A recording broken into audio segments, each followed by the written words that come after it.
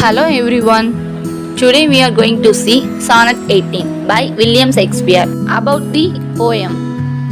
Sonnet 18 is a sonnet written by English poet and playwright William Shakespeare. The poem was likely written in the 1590s, though it was not published until 1609. Like many of Shakespeare's sonnets, the poem wrestles with the nature of beauty and with the capacity of poetry to represent the beauty, praising an anonymous person.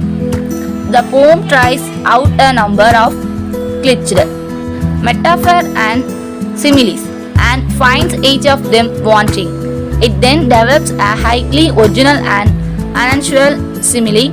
The young man's beauty can be paused, expressed by comparing him to the poem itself. Let's see about the poet.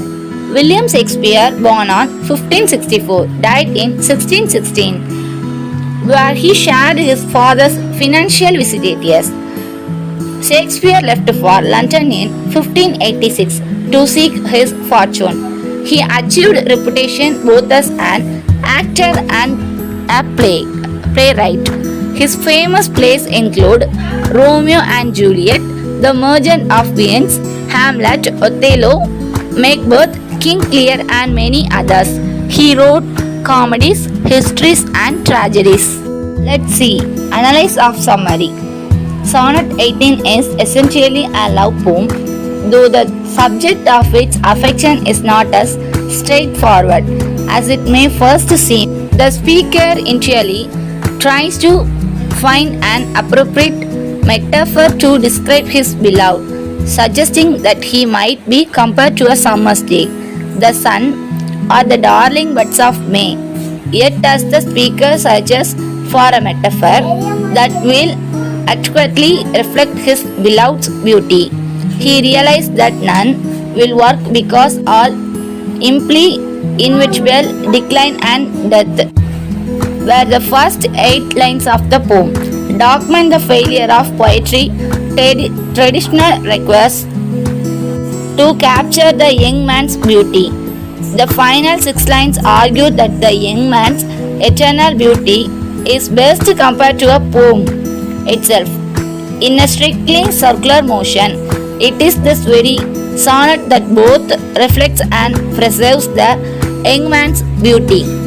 Sonnet 18 can thus be read as garnering not simply to the speaker's beloved but also to the power of poetry itself, which the speakers argue is the means to eternal life. More temperate. As the poem proceeds though, the speaker's objections begins to shift. Instead of arguing that the young man's beauty exceeds whatever he is compared to, the speaker notes a dark and underside to his own similes. They suggest impressments and deceit. To compare the young man to the summer implies that fall is coming. To compare him to the sun implies that night will arrive and soon are similarly eternal. Unlike the summer or the sun, they will not change as time progresses. The speaker's lines are thus similar to young man in a key respect. The poem itself manages to capture the everlasting quality of his beauty, something that the fallible and mortal as anyone else. He attains a kind of permanence and immortality only because the poem prizes him.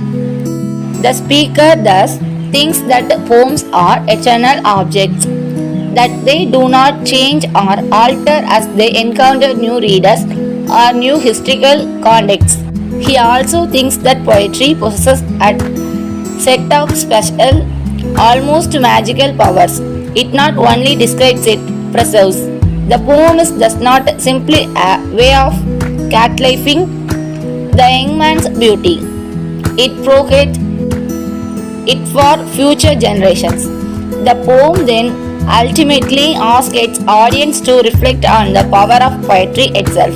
The waves that it does not perfect the young man against death, and the ways in which it preserves and creates beauty unmatched by the rest of the model world.